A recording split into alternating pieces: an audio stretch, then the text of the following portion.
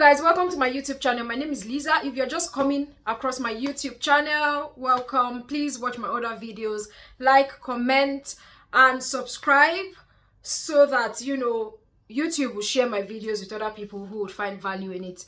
In today's video, I'm going to be talking about lessons I learned from a book called Money Matters. I am going to be reviewing this book. This is actually an assignment for me from a coaching platform I belong to. We're given an assignment to pick a book in an area we want to grow in and review that book, share it to people on social media. So this is the book I picked. I actually want to improve my finances and I decided to choose this book to read. And I finished reading the book. A lot of things stood out for me from this book. I'll be talking about them briefly in this video. I want to make this video very short so that you get the points and you're able to do other things. The book is called Money Matters, 18 Straightforward Rules for Financial Growth and Stability. It was written by Felix Macanjuola. I don't know how to pronounce this, please. Forgive me, sir, if you're watching this video. But anyways, that's the author of the book. You can find him on Instagram and Facebook. He's an amazing person. He's a life coach. He trains people on wealth and different things in life, really. So you can follow him and learn from him. So I'm going to go right into what I picked from this book. 18 Straightforward Rules for Financial Growth and Stability. There are 18 rules in the book, but there are certain rules that stood out for me, which I just want to share with you guys. Okay, so while reading the book, I learned something which was very important to me, and I learned that it's important for you to plan ahead before you spend. And one of the things that he shared, which I'm going to just read out for you because it may inspire you. A good tip that helps with planning ahead before you spend or spending less than you earn is the 30-day rule. Before reading this book, I never knew about the 30-day rule, but he explained it. If you want to buy something, keep it on hold for 30 days. If you're still convinced that you want it after 30 days, you can go and you can afford it, you can go for it. When I read it, it really made sense to me. There are some things you do and you don't have a name to it.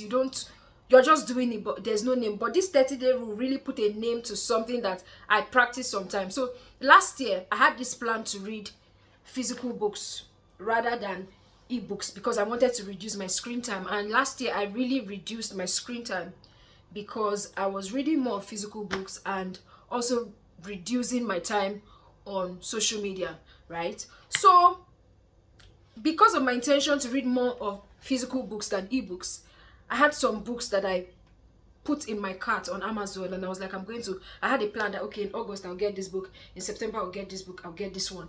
So I'll just buy them in phases. One of the books, I realized that I don't think I need to read this book. I've read some of the author's books. I think that should be enough. I don't need to get the book again. So that 30-day rule worked for me concerning that book, which is why I am so excited to really learn that this is a thing, the 30-day rule, that if you want to buy something, there's a difference between our needs and our wants. Needs are basic things that you need to survive, like the need for food, the need for shelter, those are needs. But wants are things like, oh, I need an extra pair of black shoe when you have other black shoes, right? So this 30-day rule really helps, especially when you want to buy things that you don't need, you just want them or you just like them because they are beautiful or attractive. Yeah. So another thing that he said, one of the rules in this book is that you need to count the cost. So one rule here says that money has a cost of its own. So every money decision has a cost of its own. So in other words, if you decide to buy that wig today, you're foregoing something else. Perhaps you're foregoing the money you could have used to pay part of your rent or to help somebody who is in need. So every money decision has a cost of its own. And he said something. Now, some of us don't like the idea of budgeting because we feel like it keeps us in a box. Oh, why should I budget when if I have need to do something tomorrow, I won't be able to do that need or attend to that thing because budgeting is not it's not flexible enough. Some of us feel like budgeting keeps us in a box. But you know, and we like variety, we like spontaneity. Like me personally, I can be spontaneous sometimes, although I like sticking to the plan, but sometimes I can be spontaneous. And he said that variety and spontaneity are two spices of life, but it is foolish for you to let those spices cost you more than they should. Wow, that really struck me. Like, really, variety and spontaneity are two spices of life. You know, some people say the more the merrier.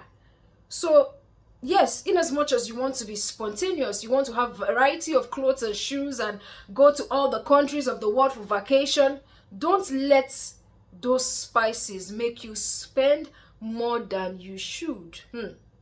I'm not going to say more than this, but I know that we already understand what this is. Because you want to be spontaneous, you get into that shop and you're buying something that you're not supposed to buy. Could have used that money for something more important, and then you just walk into the shop, you pay for it spontaneously. That's very interesting. So I'm now going to be talking about rule number 13 in this book. I've not been giving you guys the number or the number. So the first one I spoke about, which was plan ahead before you spend, that's rule 6. The second one I spoke about, every money decision has a cost of its own, is rule 1. Now I'm going to be talking about rule number 13. Rule number 13. Rule number 13 says, find and work towards your true passion. This one really blessed me. As in, it really blessed me because some people think it's not real, but it's more fulfilling, it's more delightful when you are working and doing something that you enjoy. Do you get? When you're doing something that you enjoy. So it says find and work towards your true passions, and you know, there are different ways to find out what your true passions are. And in this chapter, the author gave us different ways through which we can, you know, find out what our passions are. And one of the things he said here is dabble in everything. I found that really interesting and a bit counterproductive to the natural mind, because how can you tell me to dabble in everything? But really what he's just trying to say is, don't hold yourself back. If you feel like, okay, I think I'm interested in project management, go for it. Okay, tomorrow you come and say, I think I'm interested in architecture, go for it. Why? Because it's only when you, not that you should now start trying everything, but try those things that come to your heart. Because by the time you try those things that come to your heart, amongst all of them, you find the ones that you truly enjoy. And that's why he encouraged to dabble in everything. Dabble in things that interest you.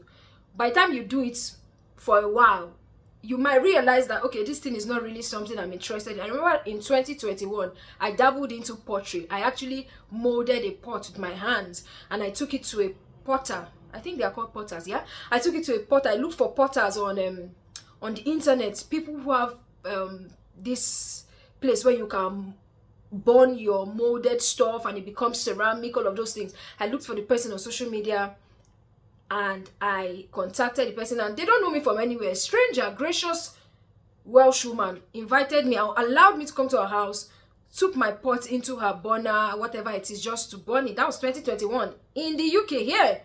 But you see, I realized that, you know what, that was also the time I started gardening. But over the years, I realized that I was not interested in pottery. Rather, I stuck with my gardening, you see. So that is why you need to dabble into everything. Like, do the things that come to your heart so that you can learn what your true passion is. Another thing that you can do to find out your passion is to be inquisitive. Ask questions, and from there you can find an answer to what you really want to do. Finding your passion and working in your passion is so important, because you know what, your passion can pay you, and there are various options he gave in this book concerning how your passions can pay you. One of the options he gave is to like create videos, do YouTube videos like I'm doing now, and put it out there, training people, teaching people. And the more you do these things, then you have subscribers, you have followers, and then these platforms start to pay you. Do you see that? You can also like do courses. You know something, you're so knowledgeable, you can create courses around what you know and sell it, and people will buy it. That's how you're going to be earning from your passions. All right, so I'm going to leave that chapter now. If you want to get the book, do well to get the book on Amazon. You'll get many ideas from this book. The next rule I'm going to be talking about before I bring this video to an end is rule 14 and rule 15, and I'll just wrap this up really fast. So rule 14 says build real friendships and relationships.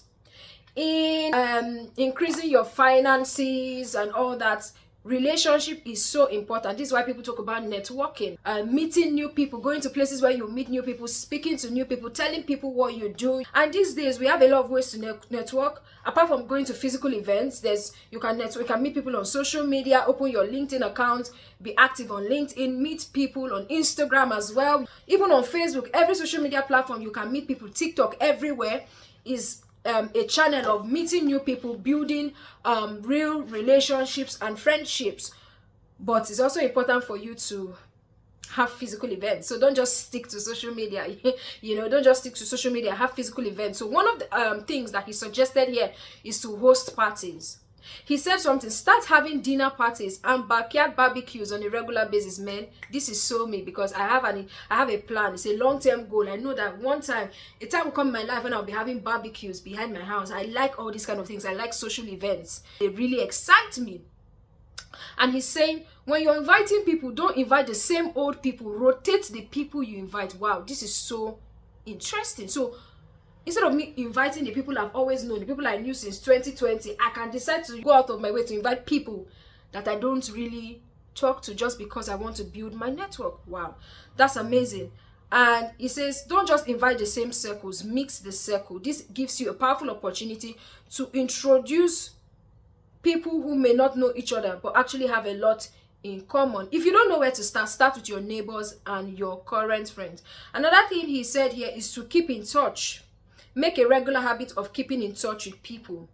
And he said he keeps a big list of people he wants to maintain contacts with, and he contacts them on a regular basis. For me personally, what I do is sometimes I take weekends to call people I've not spoken to in a while. That's really helpful to maintain contact, keep in touch with people. A very important tip I want to share before I move to the next point is that you need to give yourself, like serve other people, help other people. Don't think about what is in it for me. Just be genuinely helpful to people. If people ask you for things, whether they are strangers on the road or whatever, that's how you build relationships, by helping people, so I'm going to leave that part now. I'm going to rule number 15, which is the last one I'll be talking about. Improve yourself every chance you get. You guys know me. I love self-development. I love personal development, personal growth. All of those things count me in. So this chapter is talking about working on yourself.